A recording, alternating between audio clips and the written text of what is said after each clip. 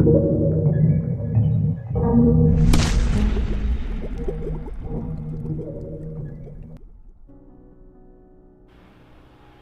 اس امت پر سب سے زیادہ منافق عالم سے خوف زدہ ہوں، کیونکہ اس کی زبان عالم ہوتی ہے مگر اس کا دل اور عمل جاہل ہوتا ہے۔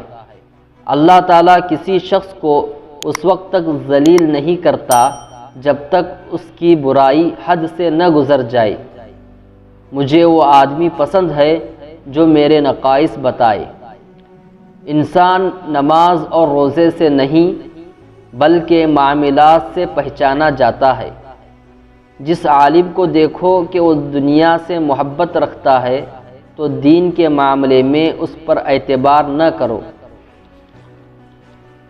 اپنی مجلس میں لوگوں کو مساوی درجہ دو تاکہ کمزور آدمی تمہارے انصاف سے نا امید نہ ہو جائے اور عہدوں والے اس سے ناجائز فائدہ نہ اٹھا سکیں۔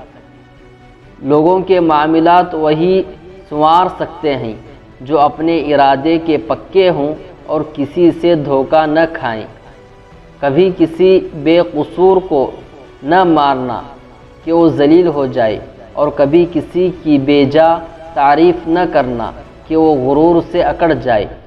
مومن نہ کسی کو دھوکہ دیتا ہے اور نہ کسی سے دھوکہ کھاتا ہے۔